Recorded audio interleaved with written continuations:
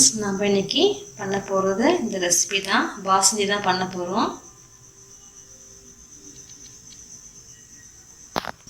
வாங்க எப்படி பண்ணலான்னு பார்க்கலாம். 1 லிட்டர் பால் எடுத்திருக்கேன், 1 கப்பு சர்க்கரை எடுத்திருக்கேன், கொஞ்சமாக ஏலக்காய் தூள் எடுத்திருக்கேன், கொஞ்சமாக பாதாம் முந்திரியும் பொடிச்சு வச்சுருக்கேன், அதில் கொஞ்சமாக பாதாம் முந்திரி நறுக்கி வச்சுருக்கேன்.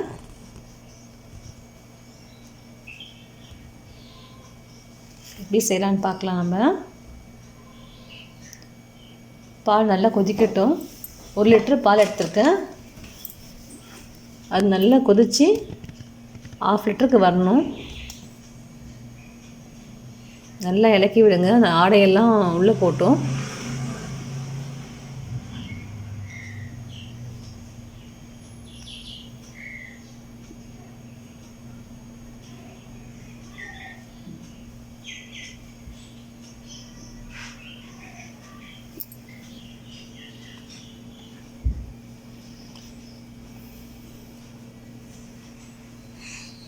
பால் நல்லா கொதிச்சு வந்துடுச்சு.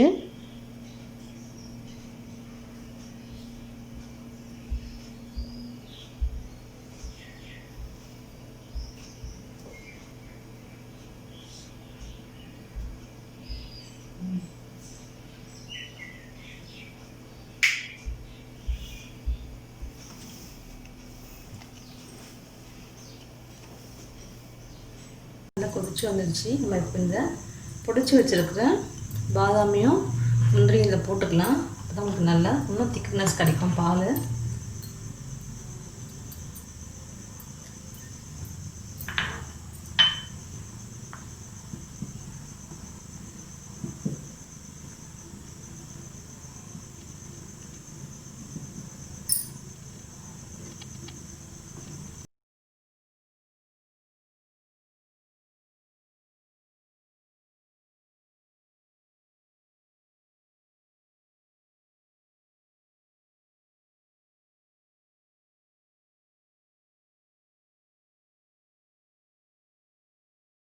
நம்ம ஏலக்காய் பொடி ஆட் பண்ணிக்கலாம்.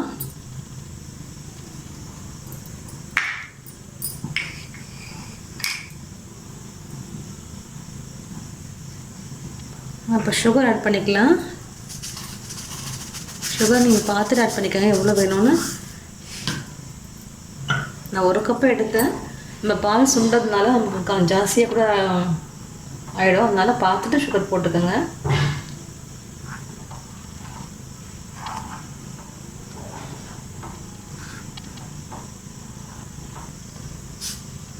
மீதிக்கு சுகரை நான் போட்டுறேன், கரெக்டாக இருக்குது சுகரு.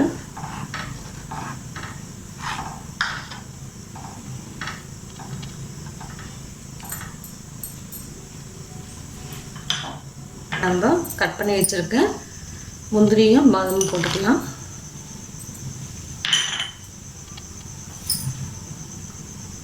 இல்லை நீங்கள் குங்குமப்பூ கூட போட்டுக்கலாம், கலருக்காக நல்லாயிருக்கும். எல்லோயிஷ் கலராக நல்லாயிருக்கும் பார்க்குறதுக்கு.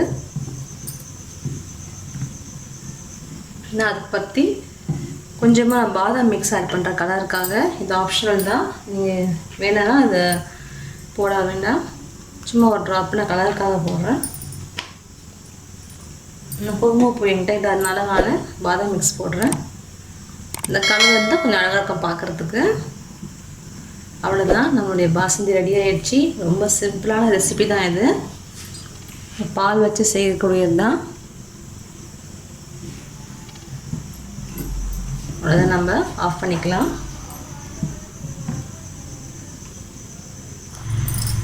பாருங்கள், நம்மளோட பாசுந்தி நல்லா ரெடி ஆகிடுச்சு. நம்ம சர்வ் பண்ணிக்கலாம். இப்போ அது இந்த ஆடையெல்லாம் எடுத்து போட்டுக்கலாம், நல்லாயிருக்கும்.